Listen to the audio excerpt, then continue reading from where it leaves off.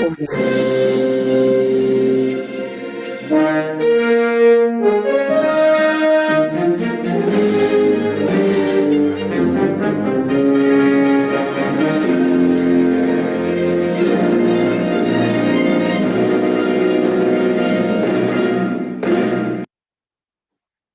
Morning friends, KSR Karan Singh Rathore के YouTube channel पर आपका हार्दिक स्वागत है। Lecture number 30 master of account. हमने अब तक 12 लेक्चर्स कंप्लीट किए। उसमें प्रीवियस लेक्चर के अंदर हमने कवर करा था how to prepare trading account and P&L accounts, और उसके अंदर हमने डिटेल में कवर किया था। सम भी किए थे हमने, एक सम किया था, उसमें कुछ एडजस्टमेंट एंट्री भी करी थी। अगर आपने वो लेक्चर्स अटेंड नहीं किए हो तो प्रीवियस 12 लेक्चर्स एक बार आप अटेंड कर लें, देन आप इस लेक्चर्स को अटेंड करें। उसकी सभी लेक्चर्स की लिंक आपको डिस्क्रिप्शन के अंदर शेयर कर दी गई है। आज हम बात करेंगे बैलेंस शीट की। बैलेंस शीट के अंदर कौन कौन से ग्रुप्स होते हैं और उन ग्रुप्स का क्या क्या मतलब होता है और उसके अंदर कौन कौन से लेजर कवर होते हैं, ये हम इस लेक्चर के अंदर कवर करते हैं। तो ग्रुप्स, बैलेंस शीट की अगर हम बात करें तो बैलेंस शीट जो होता है वो अपने जो बिजनेस होता है उसकी स्ट्रेंथ के लिए होता है कि आपकी बिजनेस की स्ट्रेंथ कितनी है, आपके ऊपर आपसे लोग कितना पैसा मांग रहे हैं या आप किससे पैसा मांग रहे हैं, आपके पास में कैश में कितना है, बैंक में कितना है, आपके पास में आप डेटर से कितना मांग रहे हैं, आपकी डिपॉजिट्स कहीं कितना किया हुआ है, आपने कितना इन्वेस्टमेंट किया हुआ है, या आपसे आपकी लाइबिलिटीज क्या है, आपका कैपिटल क्या है, ये सब देखने के लिए बैलेंस शीट प्रिपेयर की जाती है। तो बैलेंस शीट के अंदर दो पार्ट होते हैं, एक होता है लाइबिलिटीज तो दूसरा होता है एसेट्स। लाइबिलिटीज का मतलब होता है दायित्व कि हमको किसको चुकाना है, और कैपिटल, और थर्ड और सेकंड होता है एसेट्स। एसेट्स का मतलब होता है हमारी संपत्ति। दैट्स मींस फिक्स एसेट क्या है, करंट एसेट्स क्या है, वो आज हम इस लेक्चर के अंदर कवर करेंगे। तो सबसे पहला होता है कैपिटल। कैपिटल कहाँ होता है? बैलेंस शीट के लाइबिलिटी साइड। बैलेंस शीट के लाइबिलिटी साइड का मतलब सिंपली अगर हम बात करें बैलेंस शीट की, तो फॉर एग्जांपल ये एक बैलेंस शीट है। यहाँ बैलेंस शीट की अगर हम बात करें, ये बैलेंस शीट है। बैलेंस शीट के दो पार्ट होते हैं, एक होता है लेफ्ट हैंड साइड, दूसरा होता है राइट हैंड साइड। तो लेफ्ट हैंड साइड में लाइबिलिटीज का पार्ट होता है एंड राइट साइड एसेट्स का पार्ट होता है। क्लियर? तो लाइबिलिटीज मतलब देना और एसेट्स का मतलब लेना। तो सबसे पहले यहाँ बात कर रहे हैं कैपिटल। ये है हमारा कैपिटल। कैपिटल का मतलब क्या होता है, ये आपको अकाउंट के पहले लेक्चर्स में ही कवर करा दिया था। This indicate the initial amount the owner or owners of the business contribute. Means जो पर्सन बिजनेस करता है, फॉर एग्जांपल प्रोप्राइटरशिप बिजनेस है, वो पर्सन अगर बिजनेस कर रहा है तो वो जो पैसा लगा रहा है वो कैपिटल माना जाता है। और कैपिटल बिजनेस के लिए लाइबिलिटीज का पार्ट के अंदर पार्ट होता है, क्योंकि बिजनेस को तो देना है, एक्चुअली वो पैसा किसका है, उस ओनर का है। तो यहाँ पर हमने देखा था सेपरेट लीगल एंटिटी है, वो पर्सन अलग है जिसने बिजनेस में इन्वेस्ट किया है, और बिजनेस भी ये दोनों अलग अलग सेपरेट है। दैट मीन्स कि जिसने जो पैसा लगाया है उसको हम क्या बोलते हैं, कैपिटल बोलते हैं। तो यहाँ पे क्लियर हो गया। नेक्स्ट है reserve and surplus. Reserve and surplus, the business is going concern will keep making profit and loss year by year. हमारा जो बिजनेस होता है, हमने बोला था कि हमारा जो बिजनेस है वो एक्चुअल बेसिस पे होता है और गोइंग कंसर्न होता है। गोइंग कंसर्न का मतलब होता है कि आपका बिजनेस लॉन्ग टर्म तक चलता रहेगा। दैट मीन्स अगर हम कोई बिजनेस कर रहे हैं तो उसमें कभी प्रॉफिट होता है, कभी लॉस होता है। तो अगर कभी लॉस हुआ तो वो लॉस कहाँ से कवर करेंगे, इसके लिए हम क्या करते हैं, एक रिजर्व बना के रखते हैं। फॉर एग्जाम्पल 1 लाख रुपीज हमारा प्रॉफिट हुआ तो 1 लाख में से हम 20,000 रुपीज का रिजर्व बना के रखेंगे, और 80,000 जो रुपीज है वो हम जो ओनर है वो उसको यूज कर देगा। तो जो 20,000 रिजर्व बना के रखा हुआ है वो नेक्स्ट ईयर या कभी भी लॉस आता है तो उसमें से उसको यूज कर सकता है, इसलिए हम उसका रिजर्व बना के रख सकते हैं। नेक्स्ट है लॉन्ग टर्म और non current liabilities. Long term और current non current liabilities. Long term liabilities का मतलब होता है हमको किसी को पैसा देना है, लेकिन कब देना है, 1 साल के बाद देना है। That means long term. 1 साल के बाद अगर हमको किसी को पैसा देना होता है उसको हम लॉन्ग टर्म लाइबिलिटीज बोलते हैं। जैसे हमने किसी से लोन लिया हुआ है, हमने किसी से बैंक का लोन होता है, वो बैंक लाइन का लोन 10 लाख 15 लाख 20 ईयर्स का होता है। जैसे 10 ईयर्स का भी होता है, 15 ईयर्स का भी होता है, और 20 ईयर्स का भी होता है।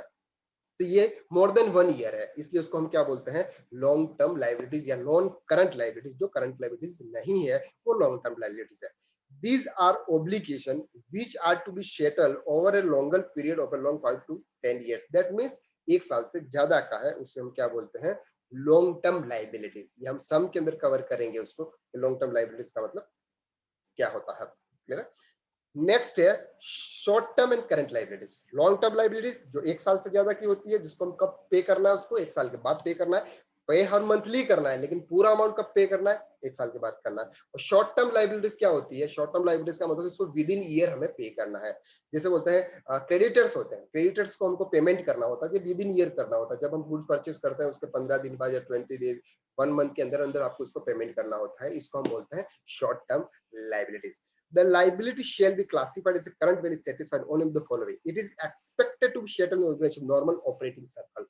नॉर्मल ऑपरेटिंग सर्कल का मतलब क्या होता है, जो आपकी रूटीन चलती है, आप गुड्स परचेज करते हैं, उसको फिनिश गुड में कन्वर्ट करते हैं, फिर आप उसको सेल करते हैं, वहां से आपका पैसा आता है, आप क्रेडिटर्स को पैसा देते हैं, ये एक सर्कल चलता है, उसी को हम बोलते हैं short term liabilities. It is held preliminary to the purpose of being trade, trading के बिजनेस के लिए होता है normally, and it is due to be settled within 12 month after the reporting date. मतलब जो ट्रांजेक्शन करते हो उसके 12 मंथ के अंदर अंदर आपको उसको क्या करना होता है, सेटल करना होता है।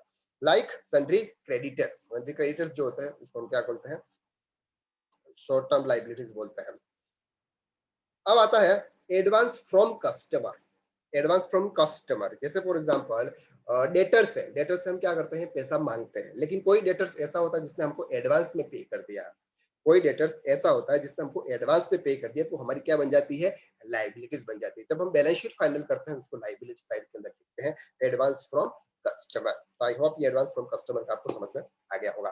आउटस्टैंडिंग एक्सपेंसेस, आउटस्टैंडिंग एक्सपेंसेस का मतलब मैंने प्रीवियस लेक्चर के अंदर कवर किया था कि जैसे फॉर सैलरी है या वेजेस है, ये हम मार्च का अप्रैल में पे करते थे, फाइनेंशियल ईयर हमारा चेंज हो जाता है।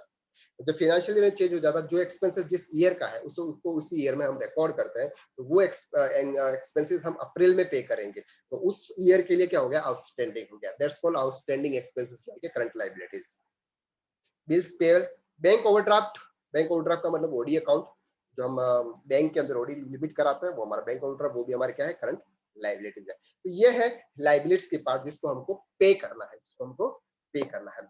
अब हम बात कर रहे हैं एसेट्स की। एसेट्स का मतलब हमारे पास में कौन कौन सी संपत्ति है। फिक्स एसेट्स, फिक्स एसेट्स के बारे में हमने डिटेल से कवर किया हुआ है। फिक्स एसेट्स का मतलब क्या होता है, हमारे पास में कोई ऐसी एसेट जिसका हम यूज मोर देन 12 मंथ से ज्यादा बिजनेस के पर्पज के लिए करते हैं, उसको हम बोलते हैं फिक्स एसेट्स। इन्वेस्टमेंट, अगर हमने कहीं पे इन्वेस्टमेंट किया हुआ है, जैसे शेयर मार्केट के अंदर इन्वेस्टमेंट किया, या फिर हमने कोई कुछ परचेज किया, गोल्ड में इन्वेस्टमेंट किया या म्यूचुअल फंड में इन्वेस्टमेंट किया है, इसको हम क्या बोलते हैं, इन्वेस्टमेंट्स बोलते हैं। करंट एसेट्स, जिस तरह से करंट लायबिलिटीज जो विद इन 1 मंथ के ईयर के अंदर हमें कंप्लीट करनी होती है, इसी तरह से करंट एसेट्स होती है, जैसे कैश है, बैंक है, सन्ड्री डेटर्स है, ये क्या है, हमारी करंट एसेट्स है, जिसको हम विद इन 1 ईयर के अंदर सर्कल के अंदर उसको हम कवर करते हैं। It is due to be realized within 12 months after the reporting date, same as well as liabilities.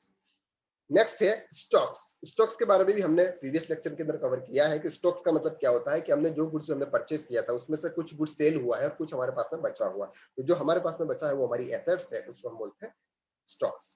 Debtors, debtors का मतलब क्या होता है, जिसको आप गुड्स क्रेडिट पे सेल्स करते हैं, वो हमारे लिए डेटर्स है। बिल रिसीवेबल, हमने किसी पार्टी को ऐसा कुछ दिया हुआ है जिसे गुड्स, हमने बिल रिसीवेबल दिया हुआ है। कैश इन हैंड, हमारे पास में कैश कितना है, कैश के रूप में हमारे पास में अमाउंट कितना है, that's called cash in hand. Cash at bank, cash at bank का मतलब बैंक के अंदर कितना अमाउंट है, बैंक के अंदर कितना अमाउंट है, वो हमारा कैश एट बैंक है। प्रीपेड एक्सपेंसेस, प्रीपेड एक्सपेंसेस का मतलब क्या होता है, कि जैसे फॉर एग्जांपल अप्रैल मंथ का जो रेंट था हमने मार्च में पे कर दिया, अप्रैल मंथ का जो रेंट था वो हमने मार्च में पे कर दिया, दैट्स कॉल्ड प्रीपेड, क्योंकि एक्सपेंसेस कौन से ईयर का है, नेक्स्ट ईयर का, लेकिन पे हमने कर दिया अभी, दैट्स कॉल्ड प्रीपेड। ये हमारे एसेट्स है, ये क्या हो गई, जब हम प्रीपेड करेंगे तो एसेट्स है, जब हमको देना होगा तो हमारे लिए लायबिलिटीज है। नेक्स्ट है एडवांस टू सप्लायर, जिस तरह से हमने एडवांस फ्रॉम सप्लायर था वो हमारी क्या थी, लायबिलिटीज थी, तो एडवांस टू सप्लायर, हमने किसी को एडवांस में पे कर दिया तो वो हमारे लिए क्या है, एसेट्स है। क्लियर है, एडवांस फ्रॉम सप्लायर्स। तो ये है बैलेंस शीट का part, capital, long term liabilities, loan from bank और financial institution, current liabilities, sundry creditors, bill payable, advance from customer और आउटस्टैंडिंग एक्सपेंसेस। इस तरह से ये जो पार्ट है ये हमारा एसेट्स का पार्ट है। तो आप इसका स्क्रीनशॉट भी ले सकते हैं, एक बार स्क्रीनशॉट ले लेंगे तो आपको पूरा क्लियर हो जाएगा।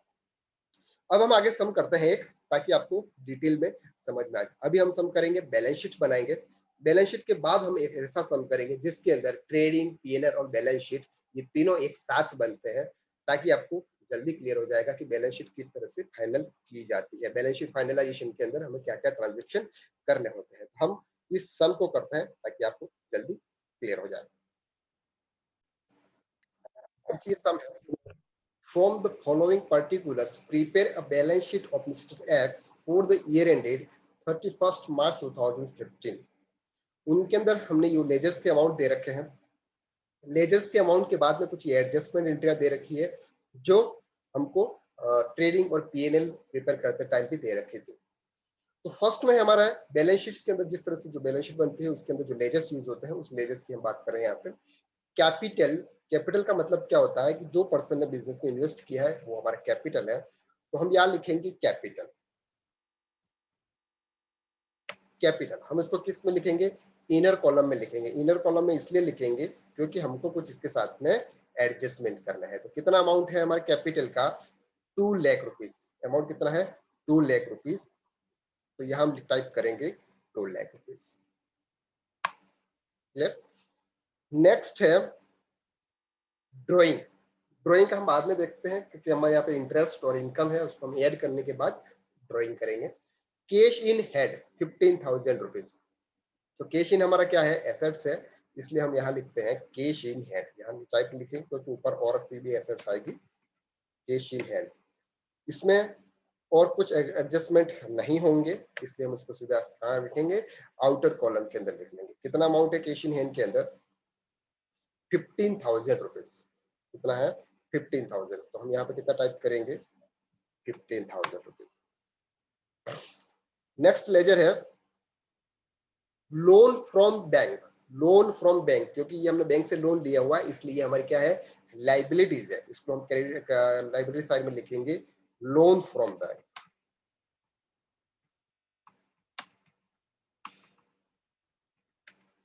How much amount, loan from bank का अमाउंट है 40,000 रुपीज। हम इसको इनर कॉलम में लिखेंगे क्योंकि इसके साथ में कुछ और एडजस्टमेंट है। क्लियर है, 40,000 रुपीज हमारा लोन का अमाउंट हो गया। Sundry creditors 40,000 rupees. Sundry creditors के साथ में और कोई एडजस्टमेंट यहाँ पे नहीं है, हम कुछ एडजस्टमेंट नहीं देख सकते हैं। सैलरी हमारे आउटस्टैंडिंग है, वेजेस 20,000 आउटस्टैंडिंग है, इंटरेस्ट बैंक ओवरड्राफ्ट है, इंटरेस्ट ऑन बैंक लोन है जो हमने अभी बात करी थी bank loan, interest on capital, उसको कैपिटल पे इंटरेस्ट मिल रहा है, डेप्रिसिएशन है हमारे पास में, बेड डेट्स है और क्लोजिंग स्टॉक है। दैट मीन क्रेडिटर्स के लिए कोई एडजस्टमेंट नहीं है, इसलिए हम इसको कहाँ लिखेंगे, सीधा आउटर कॉलम में लिख लेंगे। हम यहाँ लिखते हैं creditors, sundry creditors.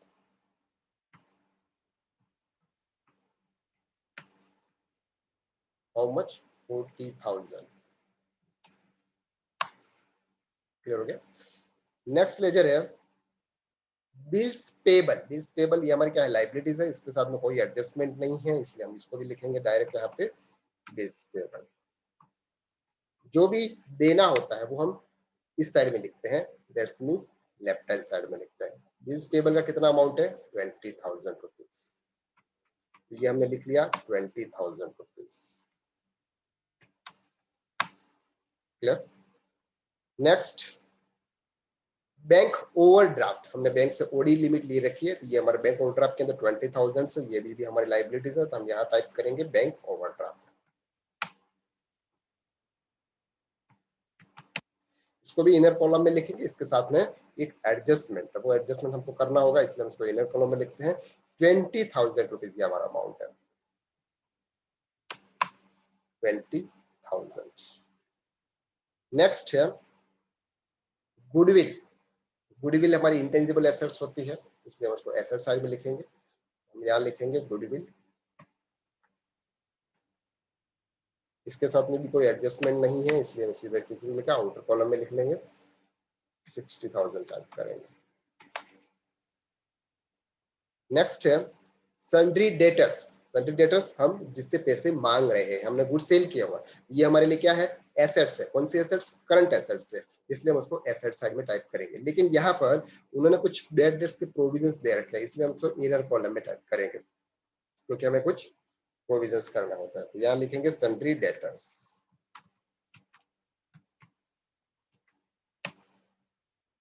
How much 80,000। Next है land and building 50,000 rupees, land and building. तो ये हमारी एसेट्स है, इसलिए हम यहाँ पे लिखेंगे लैंड एंड बिल्डिंग। कौन सी एसेट्स है? फिक्स एसेट्स है।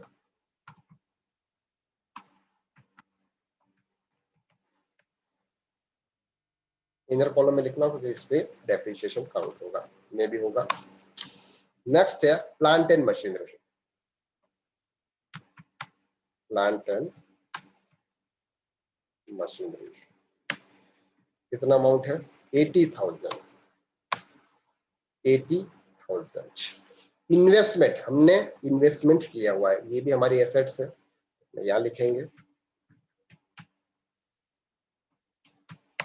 Investments. How much amount? Investment का अमाउंट है 20,000, ये आ जाएगा यहाँ पे 20,000। इसको हम थोड़ा सा नीचे स्क्रॉल डाउन कर लेते हैं।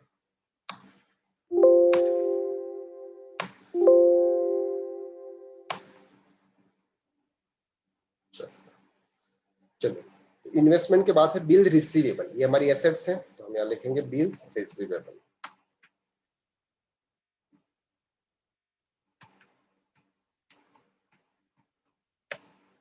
How much amount? 10,000, ये हमारी एसेट्स है, इसलिए हम इसको आउटर कॉलम में लिख लेंगे, इसको एडजस्टमेंट नहीं है। Cash at bank, cash at bank का मतलब यहाँ पे आ जाएगा बैंक अकाउंट। बैंक के अंदर हमारा कितना अमाउंट पड़ा हुआ है वो हम यहाँ लिखेंगे 25,000। यस, अब यहाँ पर हमने जो अमाउंट लिख लिया है, हमें सिर्फ ड्रॉइंग का अमाउंट हमने यहाँ पर रिमेनिंग रखा हुआ है, बाकी हमने सभी अमाउंट यहाँ पे टाइप कर दिया है। अब एडजस्टमेंट एंट्री है, क्या एडजस्टमेंट है? The following adjustment are made at the time of preparing final accounts. Outstanding liabilities for salary 10,000, outstanding liabilities for salary 10,000, ये हमारी क्या लायबिलिटीज है, इसलिए हम यहाँ पे लिखेंगे आउटस्टैंडिंग लायबिलिटी।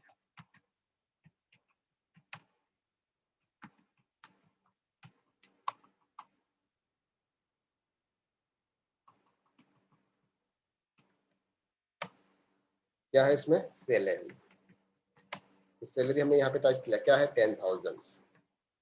इनर कॉलम में लिखेंगे, क्योंकि इनर कॉलम में इसलिए लिखेंगे क्योंकि हमारी दो और है, इसलिए हम यहाँ पे इनर कॉलम में लिखेंगे।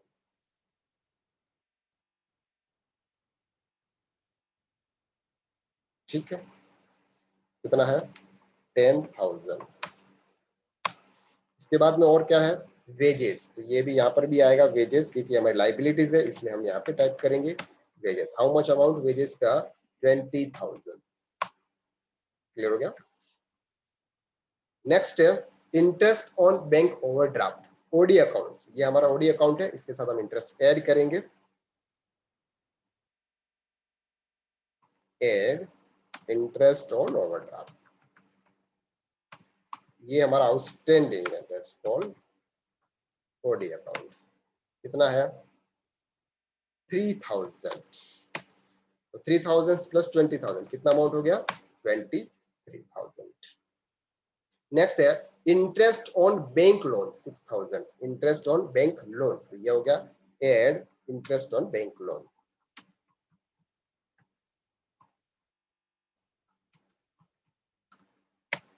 How much amount? 6,000। 6,000 हमारा इंटरेस्ट है, तो टोटल अमाउंट कितना हो गया? 46,000। क्लियर? ये लाइन हमें कंप्लीट हो गया, आउटस्टैंडिंग हमने लिख लिया चारों, क्या लिख लिया? सैलरीज लिख लिया, वेजेस लिख लिया, इंटरेस्ट लिख लिया और interest. Provide interest on capital, provide interest on capital, हमारा इंटरेस्ट कैपिटल कितना है? 2 लाख रुपीज हमारा कैपिटल है, तो उस पर 10% के हिसाब से इंटरेस्ट कितना होगा? Add interest on capital. Clear? Interest capital कितना? 20,000, क्योंकि 12 लाख का 2 लाख का 10% 20,000 रुपीज। क्लियर? ये हमने लिख लिया। देन इसके बाद यहाँ पे एक ड्राइंग है, क्या है? ड्राइंग, और दूसरा होता है इसके साथ में जो इन कैपिटल होता है, कैपिटल के साथ में हम ईयर का जो प्रॉफिट होता है, हमारा क्लोजिंग ईयर का जो प्रॉफिट होता है पीएनएल का, वो भी हम कहाँ ट्रांसफर करते हैं? कैपिटल के अंदर करते हैं। तो यहाँ पे भी हम क्या करेंगे? प्रॉफिट, नेट प्रॉफिट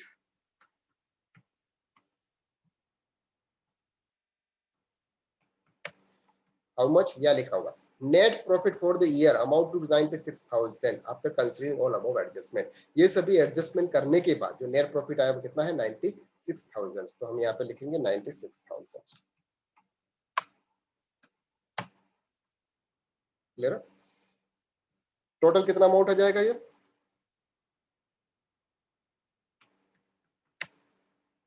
टोटल हमारा ये अमाउंट हो गया 3,60,000 लेस ड्रॉइंग। अब यहाँ पे आ जाएगा लेस ड्रॉइंग, क्योंकि ड्राइंग हमने बिजनेस में से कुछ ऐसे एक्सपेंसेस कर दिए थे जो बिजनेस के नहीं थे, इसलिए हम उसको क्या पर्सनल एक्सपेंसेस मानेंगे और उसको ड्राइंग के अंदर माइनस करेंगे। तो कितना अमाउंट था ड्राइंग का? 40,000 रुपीज। ये हो गया 40,000 रुपीज। अब इसमें से हम माइनस कर लेंगे, इसमें से टोटल में से 40,000 माइनस कर लेंगे। तो हमारा नेट कैपिटल कितना आ गया? 2,76,000। ये हमारा नेट कैपिटल आ गया। क्लियर हो गया? तो ये एडजस्टमेंट हमारा फिनिश हो गया और ये एडजस्टमेंट भी हमारा फिनिश हो गया। नेक्स्ट है प्रोवाइड इंटरेस्ट, ये भी हो गया। Depreciation on plant and machinery, सिर्फ की बात कर रहे हैं प्लांट एंड मशीनरी की। लैंड एंड बिल्डिंग पे डेप्रिसिएशन नहीं है, इसलिए हम इसको सीधा करेंगे आउटर कॉलम के अंदर टाइप कर लेंगे। अब इस पे डेप्रिसिएशन है, कितना है? Less depreciation. कितना है डेप्रिसिएशन? 10% per annum. सॉरी, हाँ 10% पर एनम। तो 10% पर एनम का मतलब 80,000 का 10% 8,000। अब इसको जो करेंगे हमारी जो नेट आएगी वो क्या आ जाएगी? 80,000 माइनस 8,000, दैट्स कॉल्ड 72,000।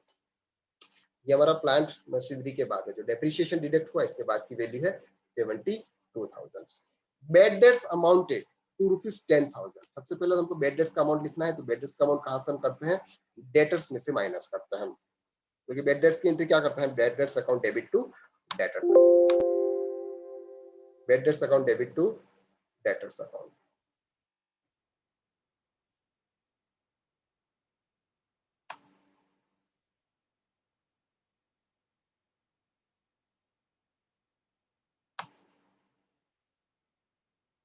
ये less debtors, sorry debt dates,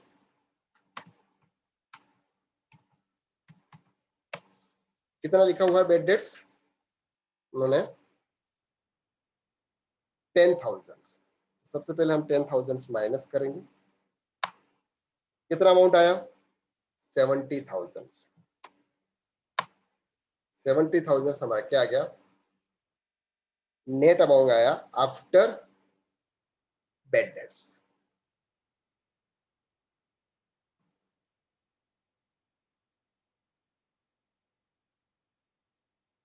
clear?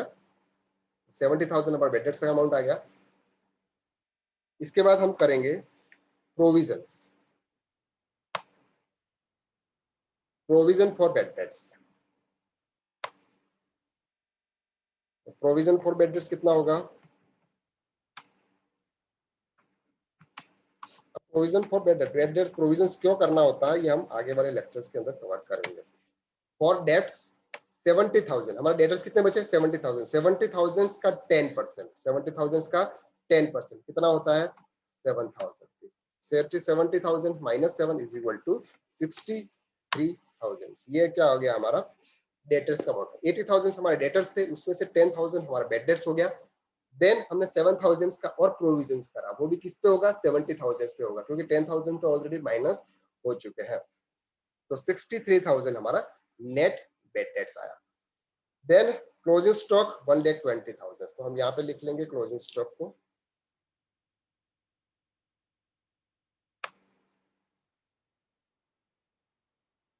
Closing stock.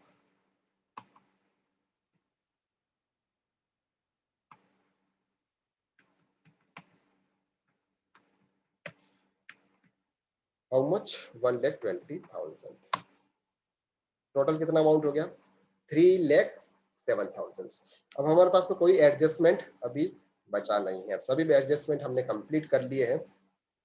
Then अब हम बैलेंस शीट्स मैच करते हैं। बैलेंस शीट्स में सब कुछ इक्वल हो रहा है यार, that means assets is equal to liabilities. तो ये हम सम कर लेते हैं। Sum is equal to sum, ये है हमारे 30,000 से, यहाँ हम टोटल करेंगे तीन दोनों का, तो ये हो गया 30,000। बिल्स पेबल है हमारा 20,000, क्रेडिटर्स है 4,000, 4,000 है क्या क्रेडिटर्स, 40,000 है क्रेडिटर्स, 40,000, 46, देन 23, यह हमने लिख लिया। Land and building 50,000, 72,000।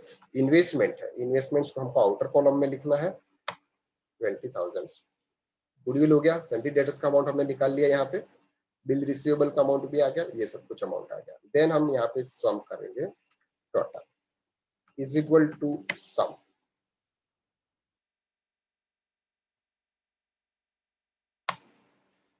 $4,35,000 कितना आ रहा है, 4,35,000। इधर भी कितना आना चाहिए, 4,35,000।